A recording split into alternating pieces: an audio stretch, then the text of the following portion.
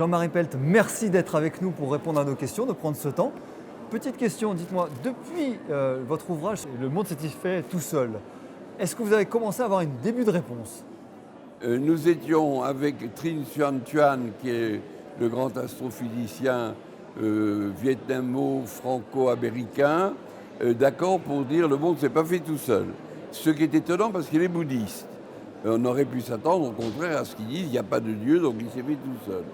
Alors moi je suis chrétien, donc je pense qu'il y a un Dieu créateur, voilà. Mais j'étais très frappé que les Français qui participaient à ce bouquin ont tous dit d'un seul élan qu'en effet, le monde s'était fait tout seul. Ah bon? Oui.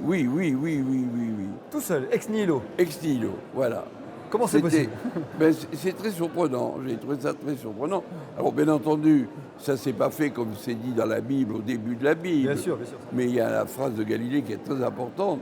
La science donne de la science et la foi donne du sens. Et il disait à propos du ciel, la science dit comment va le ciel et la Bible dit comment on va au ciel. Une fois qu'on a bien compris ça, on comprend que c'est complémentaire, que ce sont des points de vue complémentaires. Voilà.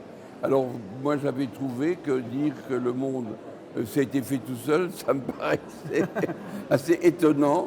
Et c'était tous des grands penseurs d'ailleurs. Mais vous ne le traitiez pas sur le sujet scientifique, c'était plutôt sur le sujet philosophique. C'était les concepts de chacun et les convictions de chacun. Et donc vous vous êtes entretués à la fin de la... Pas du tout. Vous avez convenu de quoi? Rencontrés d'ailleurs parce que Patrice Van Hersel nous a interviewés successivement les uns et les autres. Donc il n'y a pas eu un débat là-dessus, il y a eu des positions de chacun. D'accord. Je sais que vous êtes très concerné par le bio. Est-ce que vous pourriez me donner votre avis sur le bio actuel? La production bio, la consommation bio, qu'est-ce que vous en pensez? Alors il y a actuellement un engouement pour le bio. Disons que ça a été très marginal pendant très longtemps, ça l'est beaucoup moins maintenant. Il y a une augmentation de la consommation et de la production, pas suffisante d'ailleurs pour le marché français. Donc on importe ce que je trouve navrant pour un grand pays agricole, tout à fait. Et puis je pense qu'on peut faire confiance à EcoCert, qui vérifie la qualité quand même. Il y a une étude récente qui est parue il y a 1 an sur le bio et qui montrait que le bio n'a pratiquement pas de pesticides, fruits et légumes, qu'il n'y a pas de métaux lourds, qu'il y a plus de nutriments à poids égal et moins d'eau par conséquent, et que ces nutriments ont des capacités protectrices contre les maladies de civilisation fortes. Donc il y a un avantage certain pour le bio. Dire le bio et le pas bio c'est pareil, ça a été dit longtemps par les pouvoirs publics, mais c'est faux, c'est un faux, c'est pas vrai.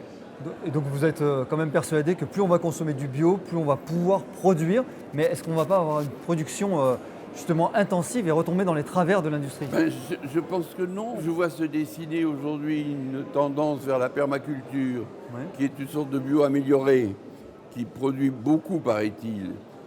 C'est quelque chose de très récent. Alors il y aura toujours, disons, des garde-fous pour la qualité du bio. Quel est votre combat de demain? Je suis en train de faire avec Pierre Rappi un bouquin sur la biodiversité. Oui. Je suis biologiste, donc c'est naturel pour moi de travailler sur ce thème. Puis évidemment, on est très engagé sur la COP21 pour qu'il n'y ait pas trop de dégâts pour les enfants qui naissent au moment où nous parlons, en ce qui concerne le dérèglement climatique. Puisqu'on est dessus, vous y croyez? Vous pensez qu'il y aura des décisions qui seront... Disons que je l'espère.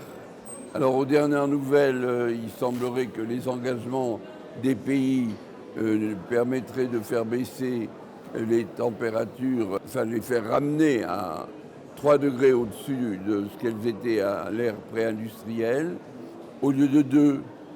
Donc il y a un petit progrès, mais il faut attendre. Je pense qu'on ne peut pas prévager ce que peut donner une grande conférence internationale de cette nature. C'est en marchant qu'on voit le mouvement. Hein. Donc je ne sais pas, mais j'espère qu'on arrivera à faire des progrès. On espère que ce ne sera pas un congrès, encore un congrès. Oui, il y en a eu 21. Ouais, c'est ça. Voilà. On espère que ce n'est pas encore un congrès de plus qui décidera de la date du suivant. J'espère que vous porterez la bonne parole. On va essayer. Merci beaucoup d'avoir répondu à nos questions. Merci beaucoup.